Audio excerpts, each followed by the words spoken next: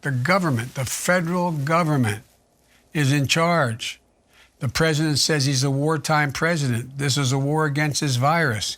He should act like a wartime president. I'm Julie Pace, Washington Bureau Chief for the Associated Press. And this is Ground Game. It's hard to believe, but Super Tuesday was less than a month ago. I know, right? Back then, candidates were still traveling around the country, and so were political reporters. How things have changed, and so incredibly fast.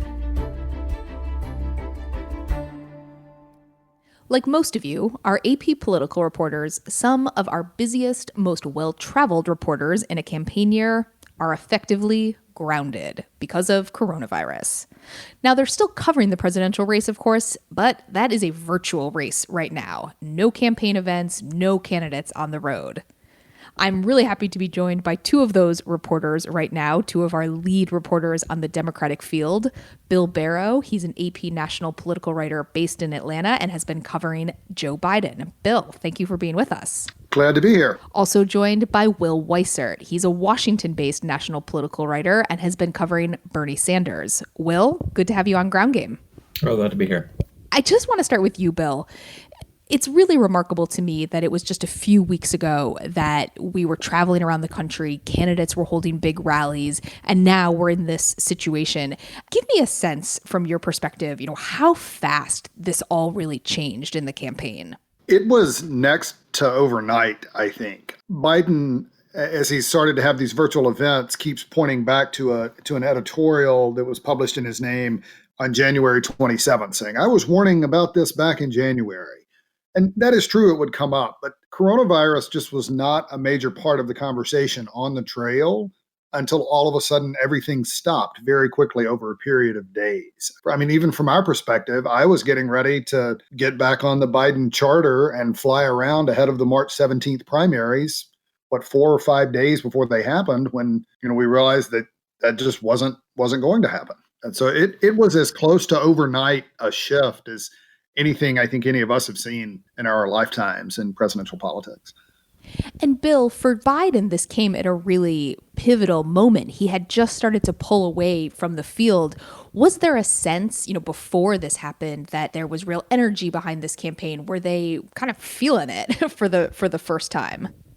He really had hit his stride, and to say everything was going swimmingly, I think would probably not necessarily be the case. I mean, it's Biden still has his verbal stumbles. He's still the 77-year-old candidate who the youngest part of the electorate looks at with a mix of apathy and skepticism. So some of those concerns were still there, but we had seen this remarkable consolidation of most of the Democratic electorate that had really come behind him. And you saw the kind of rally in Dallas, Texas, the eve of Super Tuesday, where in a period of hours he's endorsed in campaigns with Senator Klobuchar, with Beto O'Rourke, and with Pete Buttigieg. And you finally start to see these big rallies, a big event, and what a nominee's campaign would look like. And then all of a sudden it stops. And he's at home in Delaware, converting a rec room, library kind of room into a makeshift television studio. Like many of us right now. Will, you were covering Bernie Sanders. Do you remember your last trip with Bernie Sanders? Do you remember your last time on the road? I do. I was at a Sunday night event in Ann Arbor, Michigan, on the campus of the University of Michigan, right in the heart of campus on the Diag, and there were thousands and thousands of people there. That was 2 days before the Michigan primary, where Bernie had been hoping to do very well. The next day, he went to Missouri on a trip that I was not on, and then he had planned to do an event in Ohio the night of the primary, and I believe Biden was also going to do an event in Ohio, and Bernie put out a press release saying that not only were they canceling that event in Ohio, but they were going to cancel all events until further notice. And that was when it was like, oh, hey, somebody who's been traveling constantly for months and months and months is grounded. And it's not just right now, it's maybe for a very, very long time. And Bernie is in Vermont. Is that correct? That's right. Yeah, he's spent most of his time in Vermont during the crisis. Of course, he's gone to Washington to vote on the rescue package and to do his work as a senator. But his main thing is to be at home. He has obviously the race has shifted with Biden's big victories in recent weeks, as we've talked about. Senator Sanders has sort of reassessed his campaign a little bit. He's talked with some key supporters in the progressive community, and he's decided to continue the race. There's no indication he's going to drop out anytime soon, but he has really gone to a virtual campaign where every day he will go basically to a part of his house and like Biden and do an online appearance where he talks about either coronavirus or the votes on the package in response to coronavirus. When he's in DC, he does it from his office at a studio there. It's just funny being a campaign reporter and having been on the road for so long. When you cover Bernie, he would have a nightly event, and I would often get there 2-3 hours early to make sure I could get parking, get through security and whatnot, and be in place for the events. And you go around and talk to people, of course, and do all your work, but you do it from the venue while you're waiting for things to start in the night and sort of keep in contact with the campaign. Now I just go to my dining room table and sit and wait for the live stream, in my sweatpants and watch. Still make the same phone calls and whatnot, but it's a totally different experience. My favorite thing about watching the Bernie discussion in our Slack channel that we're all in for the politics team is that there are still musical interludes in the Bernie events when he's doing his live streams, and we'll always make sure to note those. That's right. I like to give the running commentary on who's up next. It's how we all stay in touch. Yeah. So Will is doing his work from his dining room table. I want to dig into his setup more in a minute. Bill, what is your work from home life as a campaign reporter like right now?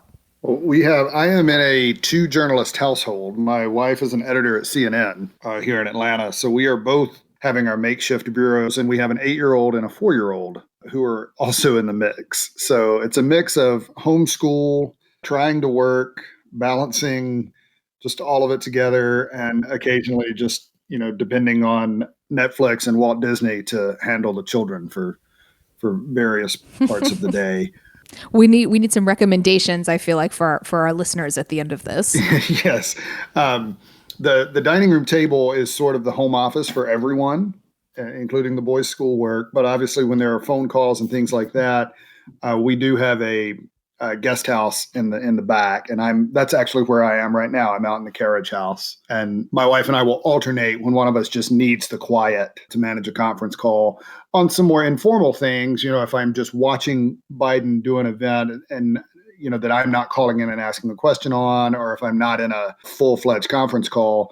I've done that in the house, and some Biden campaign aides now have met my 2 boys verbally, and several of them have children as well, too. So that's part of this, is everyone actually in the arena, those of us in journalism that are covering it. I mean, we're all getting to see various parts of each other's humanity and be reminded that we all have our lives outside the campaign trail, and it's all getting thrown together right now. It has definitely pulled back the curtain, I would say, on a lot of aspects of everyone's life. So, Bill, what does the Biden virtual campaign look like right now? What type of events is he doing? What is his schedule looking like on a daily basis? I think they're still sort of figuring it out. The public-facing part of the campaign, he's just ramped up with the television studio in his home being completed.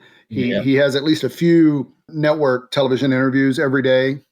So he'll pop up on cable or on some of the morning shows on the networks. He is hosting events both with the press where we can call in. We've been able to ask him a few questions, just teleconferences, video conferences. He has those kinds of events with supporters, some of which have been open where supporters can get called in and just kind of town hall style. Another has been more targeted. For example, I think it was kind of an invite only for first responders in the medical field, where he was talking very specifically about what ER nurses and ER docs are dealing with in hospitals around. So there are those kinds of events. And then what he has passed on to us and what his staff has passed on, we don't get to see this, is almost like he's running a sort of shadow government as if he were the president.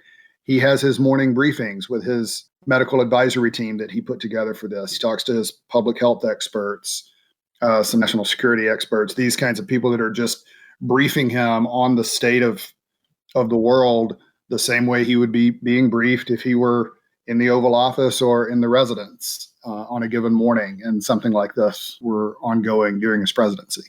And he said he spends, those several hours in that context.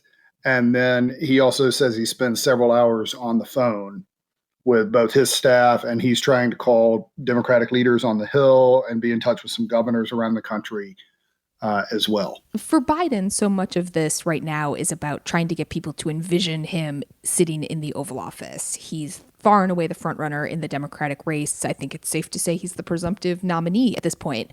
Will, for Bernie, the challenge seems to be a little bit different here. He needs to try to change the trajectory of the race at a time when he can't do the one thing that has always worked in his favor, which is his ability to get big crowds, to have big, energetic rallies, lots of young people there. How is he trying to recapture that energy in a virtual campaign? And realistically, can he have any success?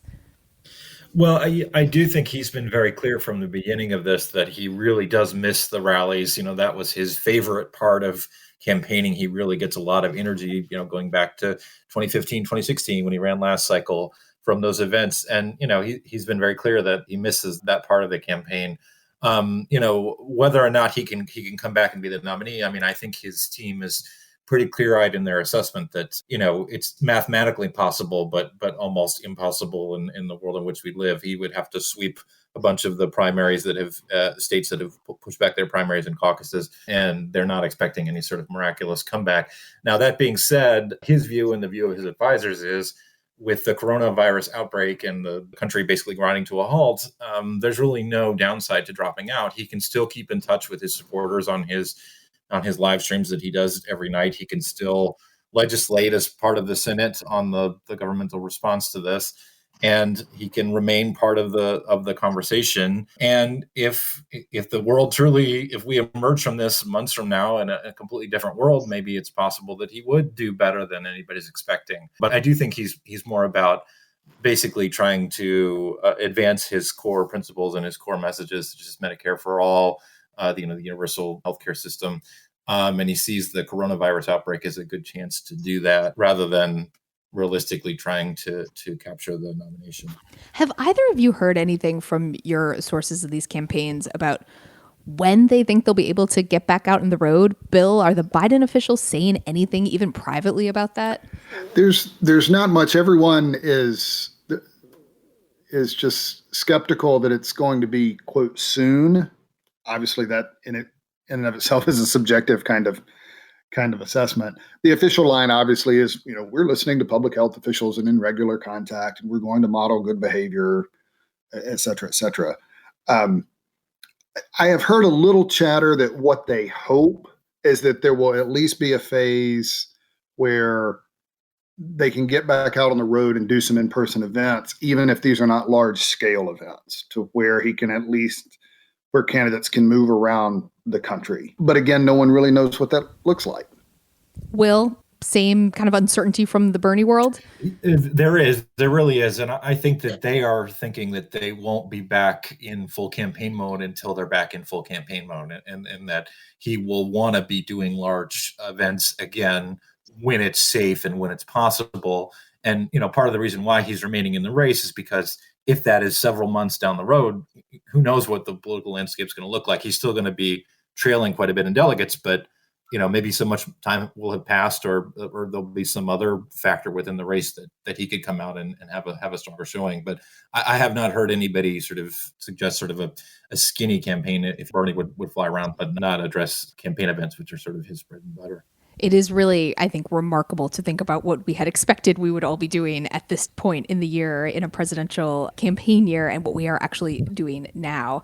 And on that front, as we wrap it up here, I want to get one work from home tip from each of you. I also say that selfishly. I could use all of the work from home tips that I can possibly get. Will, what's your one work from home tip for our ground game listeners?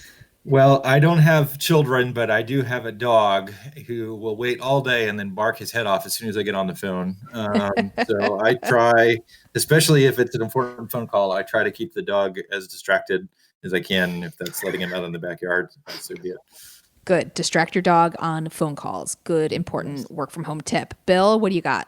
I have found a little bit of success breaking up the workday. I will not get up super, super early, but instead of just scrolling through the news on the iPad, at 6:30 in the morning with my coffee, I actually open up the laptop, and if I need to start sending emails at that point, and just get a chunk done at the very outset, gives you more flexibility with the children or with the dogs. Then do the same thing at night, like we're doing now. We're filming this, after regular hours. So I'm with you on that. Split up your day.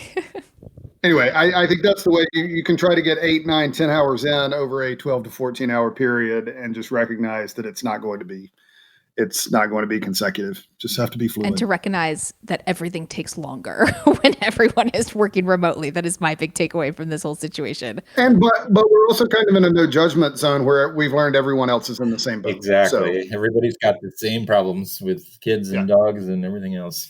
Yep, this is definitely a no judgment stretch of all of our lives. Well, I'm so glad that both of you were able to take some time away from your work from home routine.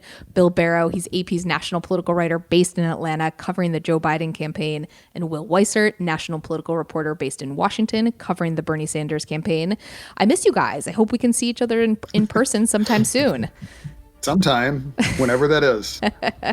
Good luck. Give your families our best. Thanks, Julie. Will do. Same to you, Julie. That's it for this episode of Ground Game. We'll be here every step of the way during this extraordinary moment in American politics and American life, giving you all the news you need to know.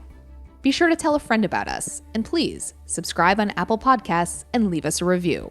This episode of Ground Game was recorded on Tuesday evening. Some of the details of our discussion may have changed by the time you hear this. For up-to-date developments on all of your news, head over to apnews.com. From the Westwood One Podcast Network.